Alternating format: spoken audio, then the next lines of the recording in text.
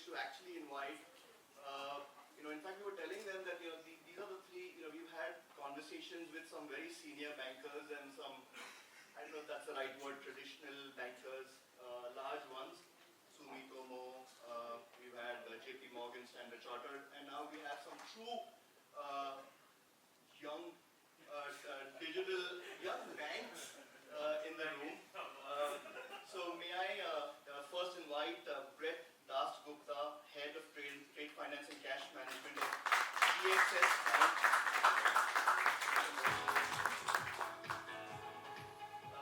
Second up is David Song, Head of Digital Banking Unit at Greenlink Digital Bank. David said that the bank's name was pretty long, so he can even call it GLDB. Then third, Sateesh Reddy, Group CTO at Tonik Bank, which is the first digital bank.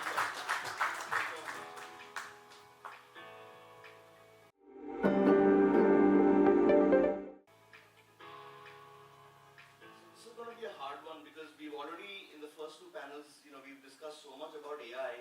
So I was wondering, should this panel not talk about AI at all, but since we've already prepared some stuff, so I think we'll continue with the theme of AI, focusing on the next wave of digital banking. I think firstly, digital banking and AI has become more real now. I think it was a buzzword a few years ago, but I think someone was telling me from 8 banks in Southeast Asia, 8 digital banks, almost 40 digital banks in this region.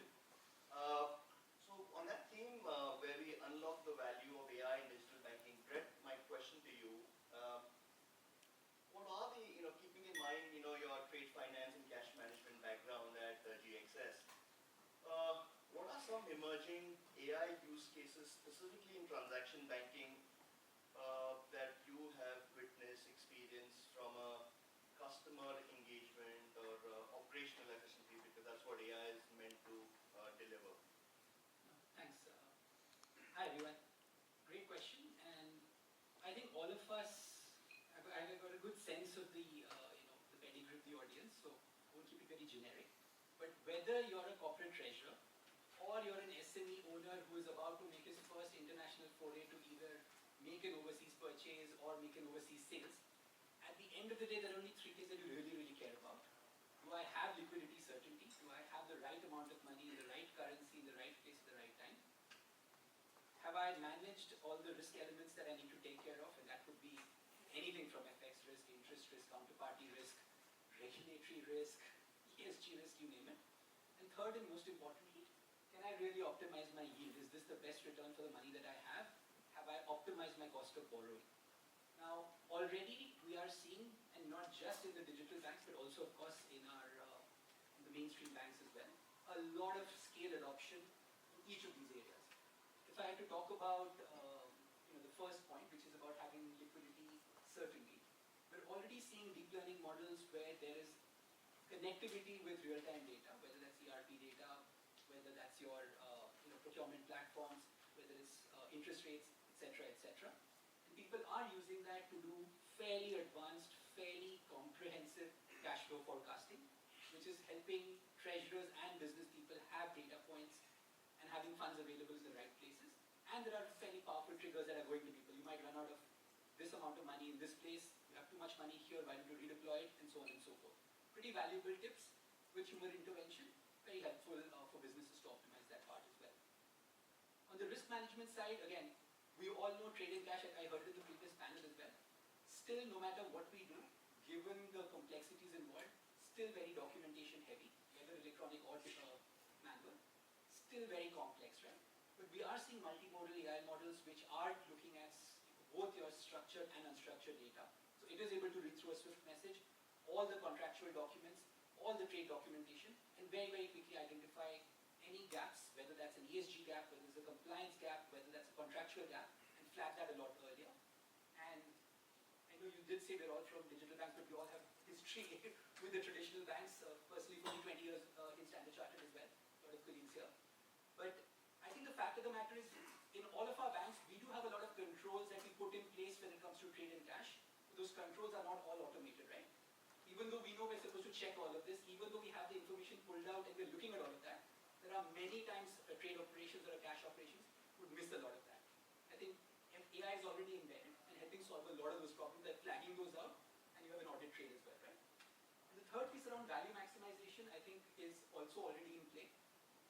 What we are already seeing is, for lack of very fancy terms, just an AI assistant which is already embedded into a customer's dashboard, which is giving a treasurer or an SME owner very real-time recommendations. Why don't you do this? Why don't you do that? This will help you manage an FX risk, or more importantly, this will help you get a little bit more return because this is idle cash lying here, etc., etc. So we're already seeing these things in play.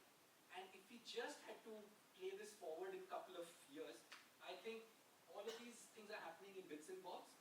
We do see these all converging, and you will no longer have a treasury team or a corporate finance or a finance team that is using AI as an operational enabler. But I actually do feel that large parts of their operations will become AI enabled within certain guardrails that you do.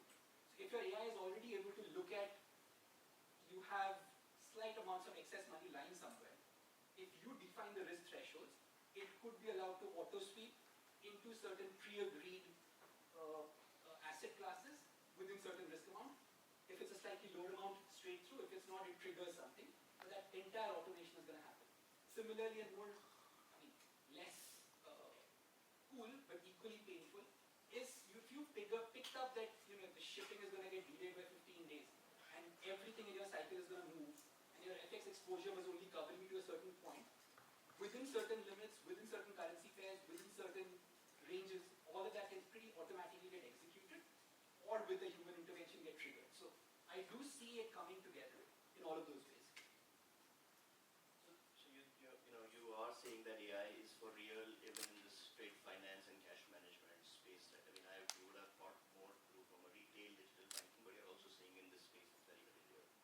I am absolutely saying that, and without knowing everybody in the room, there are examples which I know where it's real. In some cases, it would be a LinkedIn claim as opposed to a reality claim. No, but I think the cash flow forecasting bits, I think your JP Morgan is in the room. I do believe that some of the stuff they've done on the cash flow forecasting on the corporate side is fairly advanced and powerful. I think some of the work, even Sateesh can confirm, but I think some of the work I remember Stanchart was trying to do with Travis Stream and all in terms of document optimization, etc., is already happening, and it is reducing compliance rates. I do believe Citi already in their trade dashboards have a lot of AI systems built in. So there are examples live in our region already, and without giving too many secrets, I think our banks also are literally working on that because we absolutely have to. David, moving on to you. We heard from Brett around AI being leveraged around trade finance, cash management, right? Now, in areas like customer onboarding, credit decisioning, how are you leveraging AI, vis-a-vis or compared to other traditional banks? Okay, thanks, Amit. So, firstly, we are the young banks, but we are not young. Okay, so what I'm talking about is we also have the traditional bank experiencing and non-transform to the new digital banks. Let me talk about the first thing is comparison about the traditional banks and the digital banks. So traditional banks has large of the infrastructure and super huge of the data, and also very legacy systems. And probably maybe the tier one banks has large human resources as well. But for us, we don't have legacies. We don't have people. Maybe someone is the AI agent in the future. So maybe next panel, maybe I'm not sitting here, maybe my agent will be coming. You're digital only banks. And the most difference with traditional bank and the digital banks in Singapore, actually we don't have physical branches. So that's very challenging for us to acquire the new engagement customer, and also is from the onboarding point of views, before that, most of the bank is very hard to move non-face-to-face onboarding. But we don't have any branches. So the regulation is force us, you have to do the non-face-to-face onboarding. So back to that, how you can do it. So even Singapore has a national ID, you can using the SIM pass or whatever the things, but still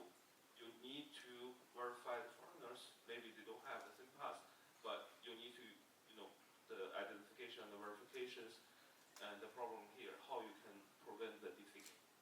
So all driving on the onboarding, the requirements, we detect a few of the things. The first is be how to detect defect using the AI, and also maybe some of the fraud.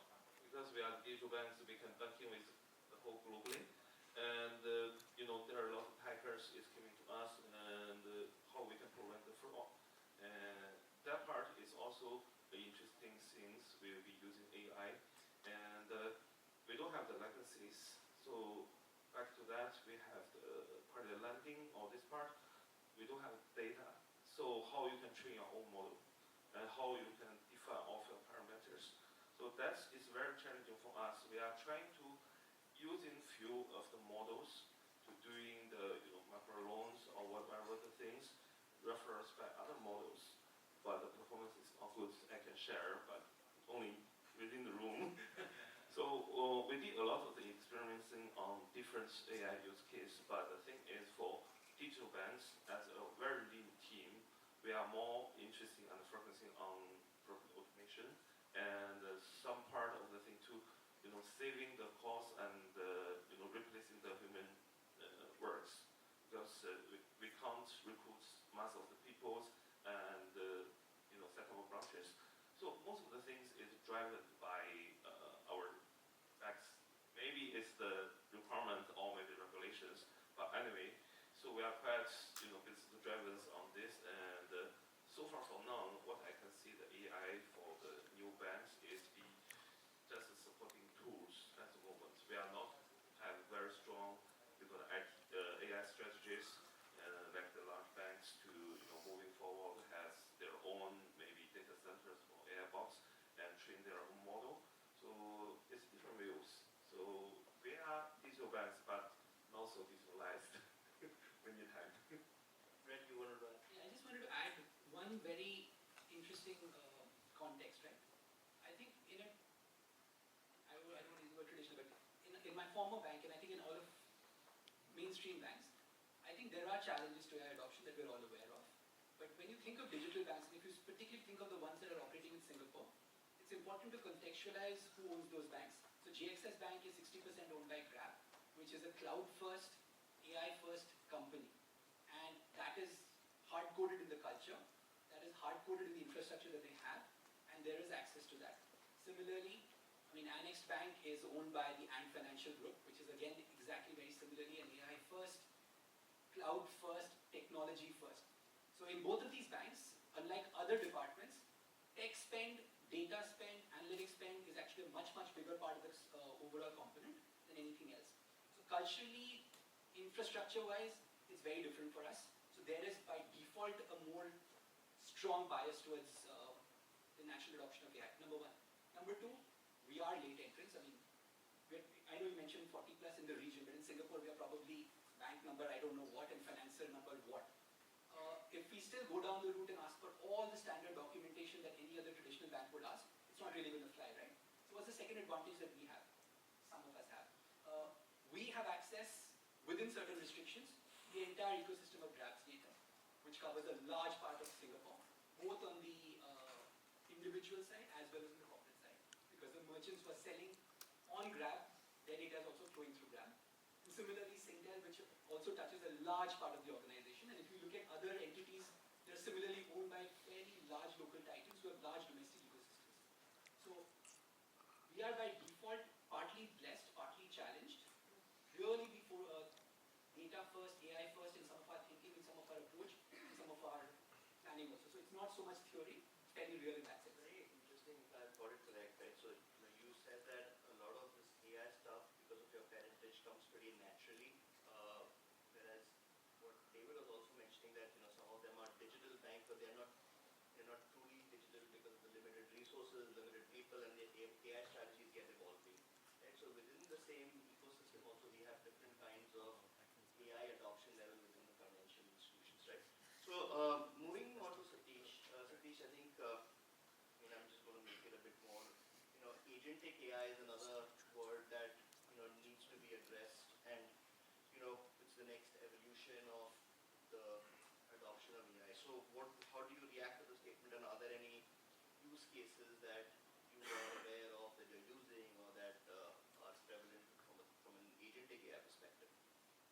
See, I think, like Brett says, some of them are born out of fintechs, right? That's an advantage they always have. Some banks are actually sophisticated because they're born cloud native. We are not a fintech which came, we have a standalone bank, we don't have a lot of data that is already pre-built. So that makes us also a different bank altogether. Again, we are the first Philippines bank who were actually given the digital license. So we have an only advantage being the first in that context. So coming to the agentic part, right? Yeah, it's a lot of hype. Everyone talks about AI at one stage. A lot of GNAs we have spoken about. Now it's all about agentic, and in future it's all about AGI and ASI. Right? So at the agentic part, I'm sure this is more possible, and there are many use cases that can be really built around this. Especially, right, from our standpoint, it's all about customer engagement. How do you bring one customer for a product and put him on the flywheel to get all the rest of the products that he can actually avail with us, and making sure that kind of behavioral and transactional data is actually used behind the scenes by agents to give the right context of the product. So it's all about how we bring value to the customers, and that value can be driven because of agents, because you can do hyper-personalization using them. So not just at that point, right? You can also bring a lot of efficiencies, especially talking about the back office. They're pretty basic, like it's standard operating process. You don't have to really invent the wheel in the behind. You just need to make sure the tickets are processed, the alerts are managed, they're disposed at right time. They're actually managed by certain teams today, which can be codified, which can be applied to an agent. An agent can perform most of the tasks. Still, the human in the loop concept can be around until we have the comfort. But that's the possibility of how agent can take over. Today, again, we're talking about bits of pieces of doing AI. AI can be customer experience. For Tonik, right? We built 2 years ago the Jain chatbot. And today, we're talking about 80% of my customers actually talking to the bot. And I have 40% cost optimization on the FTE part. Again, that's done, dusted. No one is talking about it because everyone has a chatbot today. So I get more excited around seeing agents used more from an observability standpoint. That's more essential today because you're doing a lot of production support, managing your infrastructure is scaling up and down all the time based on the demand that your growth is throwing at you. So having that figured out is most important. You don't want a digital bank saying that, okay, we went down. Went down is completely not there. At least the other banks, the traditionalists, have branches to go in and really manage their financials. But for us, it's like being 24/7 is the basic. So at this point, having these agents to kind of see these anomalies, trying to be able to identify high-level troubleshoot mechanics, I think agents can do that, and there is a possibility to have this. At certain point, the agent should be able to build even an RCA for it. Hey, here is an RCA, I found this issue happening in your system, and then do you want to share it to me, or do you want me to give an alert? You should probably bring down a couple of containers, make them other containers, or do a restart, I don't know, whatever, right? So that's the possibilities that we are holding. And again, is everyone doing it even being digital? No, not yet. Will that need some kind of push? Yes, because you don't have anything called starter kit, right? That's a problem with AI as such. You can't just bring a starter kit and put it there and it will work out. It's all about sensitive data again. You can't really push, even at an infrastructure standpoint. I cannot even expose how many systems I'm even connecting with. So that's a level of constraints that we have. But once we are let go of those constraints, both from a regulatory standpoint and also from a perception that it can be done, agentic AI is definitely possible.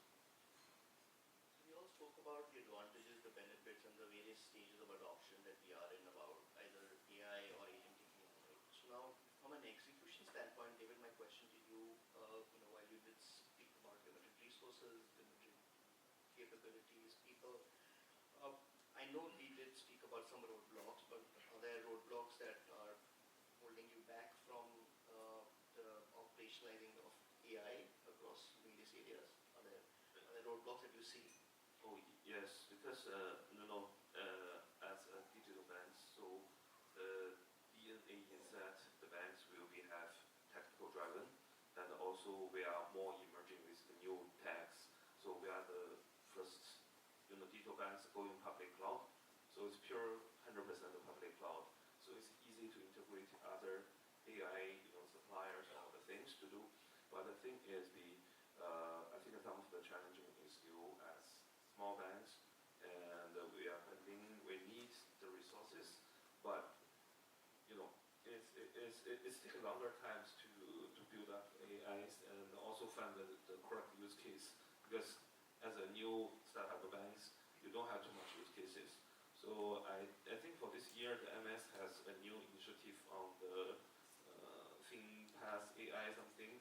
They collaborate with a few of the major banks and also fintech companies and also digital banks together to collaborate to find what's the right use case and how we can share together to working on it. So we also participate on these initiatives. So also we set up the Center of Excellency. It's mostly cooperate with most of the fintech companies to see how we can contribute using leveraging on the AI technologies. But so for the in-house design, definitely we don't have that strong of the resources. So we'll be leveraging on rely on the ecosystem to resolve the things. And luckily, as I mentioned, that the regulators also help us to to drive in on this kind of initiative. So we'll be becoming ecosystems or partnerships. Yeah.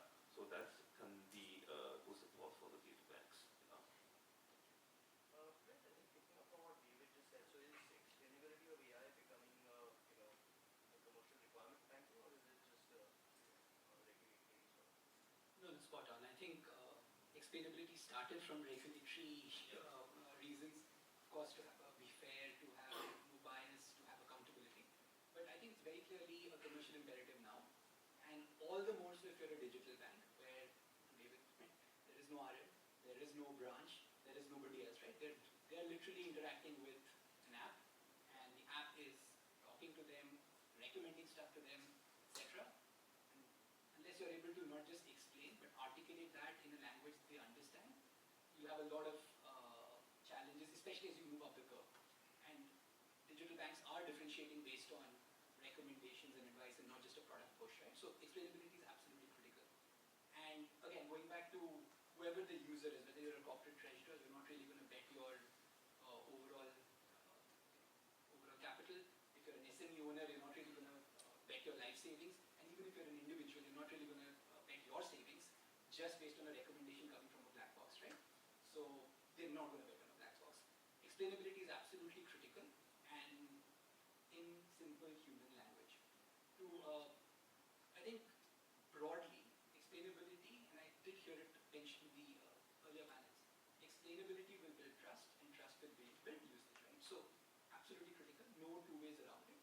And to give you examples, and it's not just the end users, the regulators, the auditors, the boards, etc. also need to understand why certain decisions are being taken. On the one side, you have the recommendation that we're talking about. It could be a financial recommendation to an individual, or it could be a recommendation to a corporate treasurer. They would love those recommendations, but they need to be able to justify why. Why is it making sense? Because X, Y, and Z, historically these things have happened, and therefore this has happened. So without that, they can't take the call, they cannot justify to their stakeholders or to their auditors. Similarly, internal use cases where we are using AI for first level fraud detection, first level error handling, etc., etc. Again, we're all using it. We've seen significant reduction in the amount of headcount needed because the first, second level checks are being done through AI. Unless you're able to then say why is this being flagged, and increasingly when we're talking about in the case of trade, it is able to then go down to this document, this clause, and then translate that into a language that people can understand. It's very, very critical. We know we are very heavily reliant on back-end people to come and go. The fact that you're using AI, you're able to identify exactly which clause caused it, translate that into a language that somebody can understand, and have an audit trail around that. Doable, very critical, needed. And I think the last part really around, I think broadly it's really there, right? So what we're also seeing is,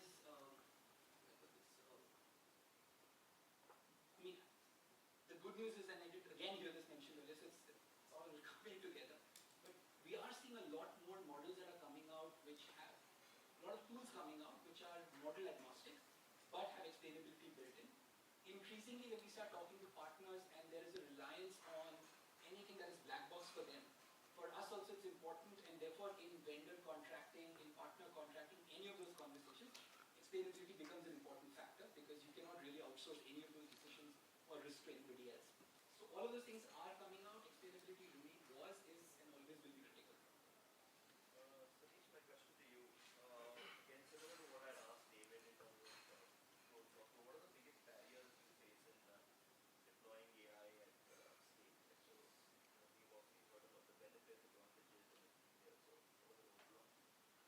So I think it's not one thing to say as a roadblock. There are many things. Let me start with data, right? Being a digital bank, data becomes our primary.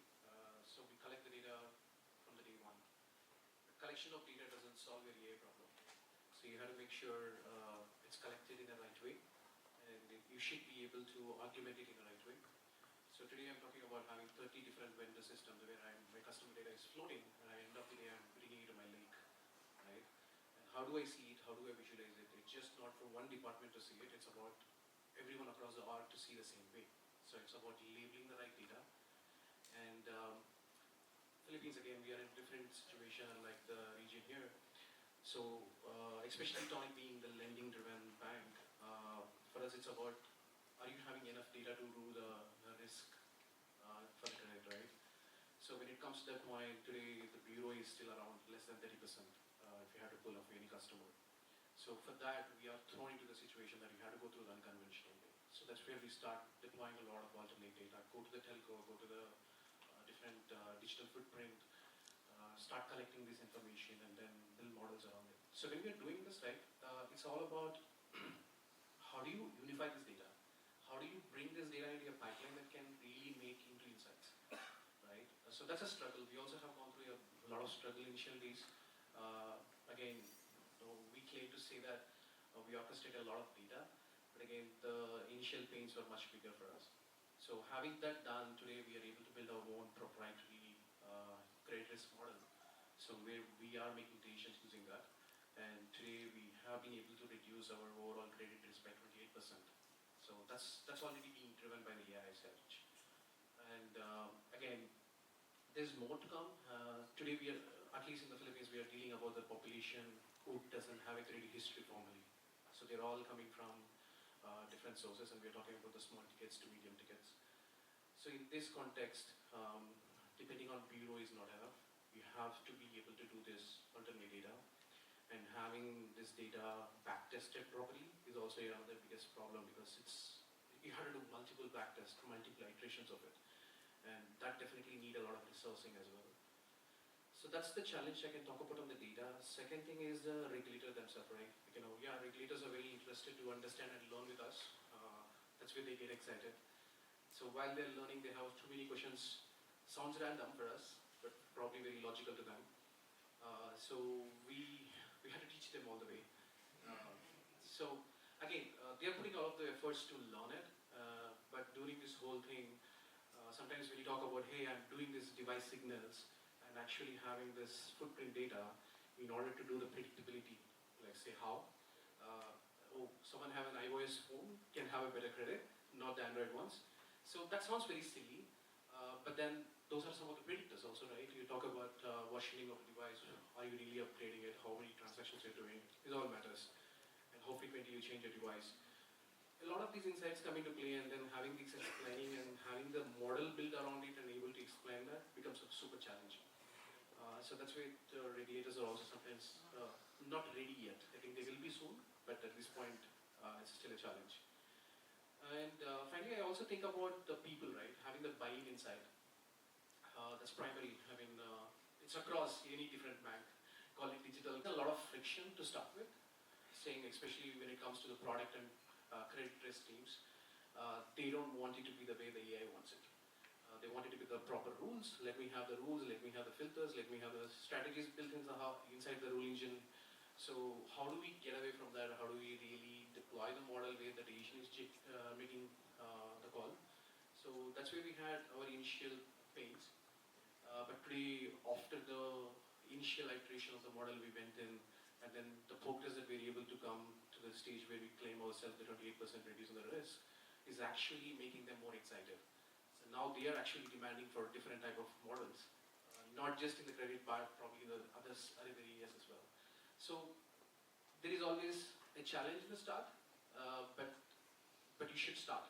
You can't keep the challenges around. You sit down there and nothing happens from it. Just checking on the time, I may just have the last question for the panelists and then I'll open it up to the audience. Right? So, in Sateesh, while you were saying, you spoke a lot about, there's still more to come, the regulator is also getting talked by some of you guys. Again, so my question to all three of you is the same question, but Brett, you can go first. What do you believe is the single most thing or transformative thing of AI to come in banking in the next 3 to 5 years? Right? One thing that you think, other than what you've already spoken.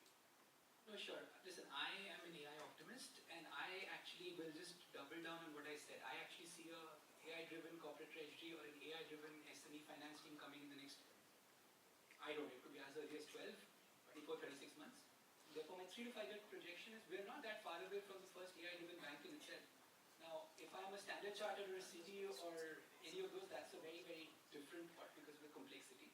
But if you think from a digital bank lens, where you're operating in a smaller ecosystem, in a smaller market, you can literally have controls end-to-end on digital flows, build in decisions, build in rules. And when I say AI-controlled bank, I mean AI-controlled bank with risk thresholds that you build in. Certain things will happen automatically. So we can take any example. So 3 things. I think, and these things are already happening, right? So one is a lot of us are leveraging LLMs which have been trained on general data, but we will start, and banks are already starting to train LLMs on actual hardcore financial data, right?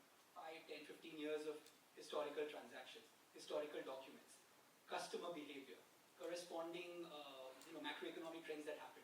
To really build that financial DNA into the LLM. Again, sounds complex, but from Bloomberg already has a Bloomberg GPT. I think 700 billion data points have gone into that.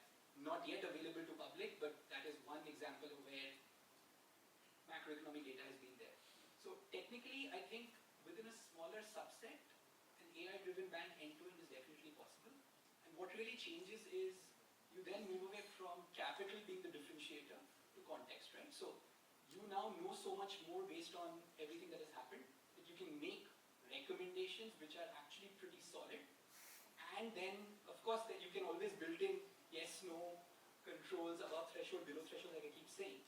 But a large part of the process that we need to do, what the checks that we need to have, all can get automated, documented, and rolled out. So I think that really is my view.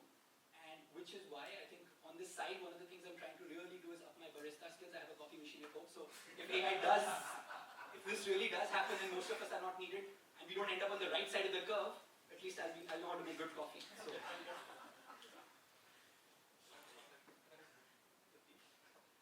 No, I think I definitely echo the same thing, right? I mean, I believe in it. I'm a more believer of AI getting there, and especially the agentic AI. If you talk about a very short duration of 3 to 5 years, it's coming. There are too many partners out there already making a lot of push to you, bringing this agentic stuff. Even the big banks are doing at the same time. So for me, I'm looking at it like we are having entire plumbing done. Being a digital bank, you're sorted in terms of your plumbing part, right? Especially, right, when it comes to agentic AI, it's about, one is, a lot of these banking rules can be coded. So that means you can put them into an agent, because it's an yes or no or probably a decision making, right? Second part I'm talking about is like data rich. We have humongous amount of data that we already get from the customer. At the same time, we are sourcing from alternate sources. So having them, personalization is the easiest thing that we can put in an agent, because it's there, right then, right available there to have the context. And in terms of being cloud native digital banks, so that also is another advantage to easily plug AI in terms of technicalities. And the API ecosystem that has been built for a long time, which is being leveraged by everyone. So that's also being started. And finally, in terms of having that real-time experience. So the digital banks are giving the real-time experience already. It's not about matter of days, it's matter of minutes now. So when you have such kind of plumbing laid down, it's it's all about building those agents to own up those workflows. So when they start owning the workflows, it can go as good as end to end. So that's where I'm seeing it. And I mean, at Tonik, we are trying to really drive into it. We are also already seeing what, why would any of my customer really come and click 100 screens in my app? Why would you do that? I mean, probably we'll also be in that situation where we'll question ourselves, why should I click through so many pages, fill so many forms, even if it is digital, right? I should be having a simple interface when I launch a login. Say, hey, for example, right, I want to get a 20K loan. Make sure my EMI date is only on 5th of every month. And once it is approved, let me know. That's it. It's a prompt. It can be a voice, whatever. The agents are taking care of it now. It understands my profile. It has all the data of my profile. It has my characteristics of how I behave, how I play into my application on day-to-day basis. And then from there, fill the whole form. Now go to the next level. The agent is handovering from one to another by saying, hey, do the credit risk checks on Sateesh application. Followed by that, hey, do this risk analysis, check the bureau if he's having hits, if there are any other loans already. And then they also might have a counter offer. Finally, the loan is even disbursed. And I will get an alert saying that, hey, your loan is disbursed. What do you want to do? You want to sign the documents now? Probably I say, yeah, use my digital signature, go on with it. That's it. That's the life of agent, right? So here we're talking about agents talking and handing over to each other in a very sophisticated environment. And this also opens up a lot of roles in the future, right? There will be people called agent managers, agent orchestrators, who are actually looking at it, monitoring it, and still rectifying these agents to take right decisions. And that's the evolving process. And that's going to be there for the next 5 years. And when we are at this stage, yeah, I think the possibility of complete AI digital banking is going to happen. And again, we talk about a lot of operations stuff, right? Today, any bank is operations heavy. Just not because of the regulator situation, even to process our own things, to make sure the customer has a convenience. So we at Tonik, I know we are able to experience it our first hand. Again, I quote it on my Jain bot. When we had our own chat bot, customers hate our bot because it's going to be something stupid. You ask for one FAQ, it answers another one. But when we are able to really put a Jain chat bot, and it's not something I'm saying, 80% of a customer doesn't want to talk to the humans. They are done. They're done because a human is like not going to understand me anyways. So that's the level of customer experience also has changed over the years, and customers are accepting AI. So let's put that fact in the front. So customers are expecting you to do more on the AI. It's not just for the convenience of the bank in terms of keeping your operations low. That 20% of the customer who you want to speak to is like when the prompt is I want a 20K loan, but I don't want to repay. There you go. So some of my guys like, oh, I don't want to pay this month, how about next month? David? Okay, so for this question, it's very hard. You know why? During the last 3 and 5 years, we are the most popular topic about digital banks. But you asked me about the next 3 or 5 years, so it's be sad. But what I can expecting, or maybe I can say, probably the next 3 or 5 years, maybe a intelligence bank or AI bank. So what I'm talking about is let's see how the banks evoluted. So firstly, as the traditional bank, maybe not that dinosaur ages, but most of the traditional banks is using the branches relationship managers, and everything is go manual, or maybe have some internal processing system. So that's how we look the traditional banks. Back into the digital banks, we kind of revolution, but how you can engage with customer with using internet banking, super apps, or maybe integrated through the open API to open banking to integrate with maybe super app as the Grab. It's not banking system, so it's be more like using the connection technologies to using the the protocols to working on, and everything is go processing automatically using the systems, build up the cloud systems and integrated with different SaaS models. So that's will be the digital banks looks like.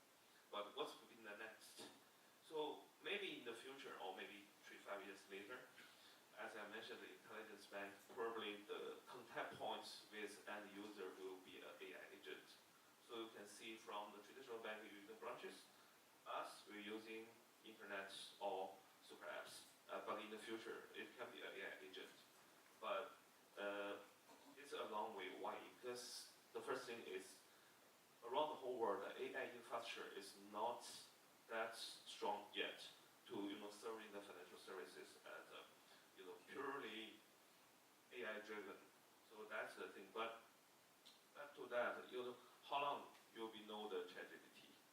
It's just less than 2 or 3 years. So you can't know what's the next in the next 3 or 5 years. But we need to check on the balance as well. Even you have the AI agents, back another tricky questions. Does the AI agent need to pass all the MS certificate to serve you? So still, it's be balancing between the AI and the humans. So we are the human business anyway. You need to touch and collaborate together with the with human and the AI agent. So I hope the next 3-5 years we can catch up, evolve from the digital bank to the AI banks. Or not, we are not the popular guys anymore.